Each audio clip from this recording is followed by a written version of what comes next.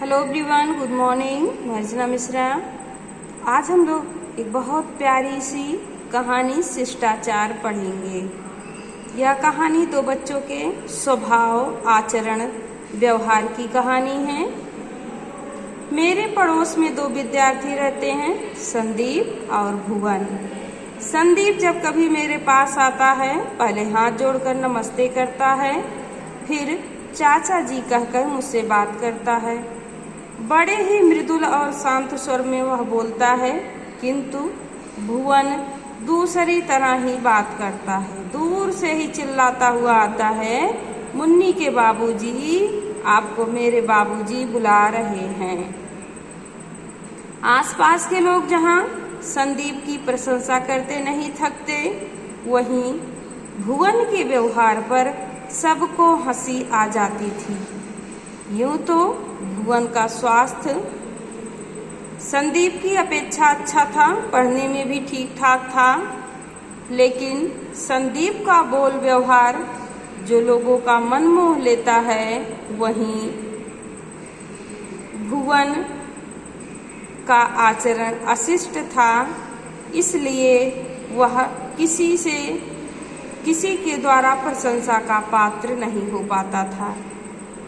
समाज में सभ्य बनकर रहने के लिए शिष्टाचार के नियम अवश्य जानने चाहिए और उन्हें अपनी आदत में शामिल कर लेना चाहिए।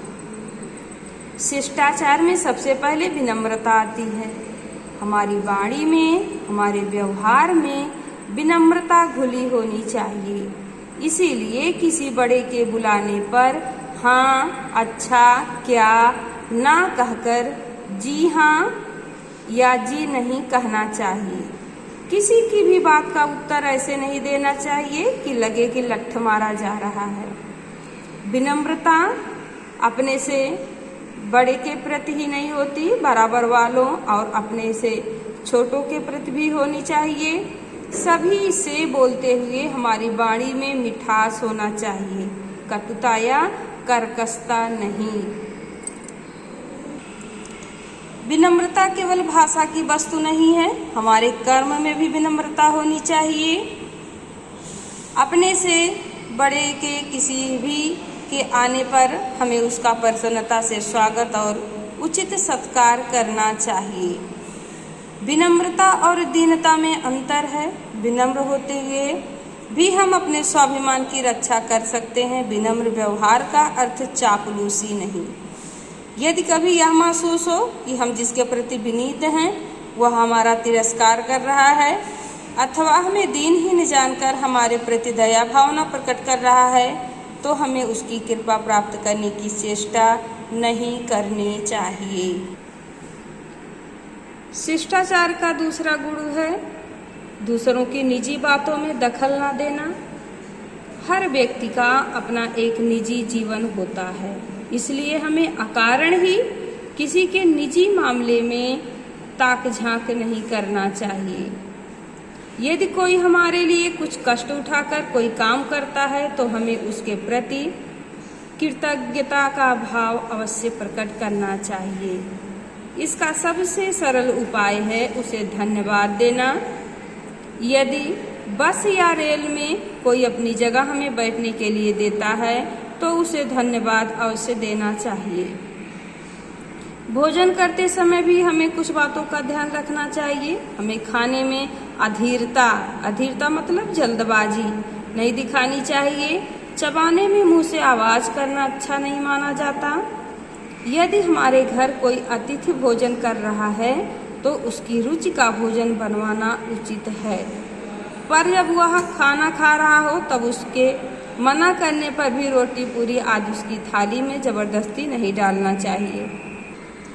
शिष्टता का तीसरा आधार अनुशासन का पालन है। अनुशासन समाज के नैतिक नियमों का भी हो सकता है और कानून की धाराओं का भी। मंदिर, गुरुद्वारे या मस्जिद में जाने से पहले जूते उतार देना धार्मिक अनुशासन का पालन है। सड़क पर बाईं ओर चलना, जहां जाना मना हो वहां ना जाना कानून के अनुशासन का पालन है। समाज का पालन करना सामाजिक नियमों का पालन है। ठीक समय पर कहीं पहुंचना अनुशासन सिखाता है और लाभ भी पहुंचाता है। संक्षेप में हम कह सकते हैं कि शिष्टाचार वह व्यवहार है जिसके करने पर दूसरों के तथा अपने मन को प्रसन्नता होती है। इसके विपरीत अशिष्ट व्यवहार से दूसरों का दिल दुखता है और उससे अंत में हमें भी हानि पहुंचती है। शिष्ट व्यक्ति का आदर सर्वत्र होता है। शिष्टता चरित्र का महत्वपूर्ण गुण है, इसलिए हमें शिष्टाचार का पालन करना चाहिए, शिष्ट बनना चाहिए। धन्यवाद।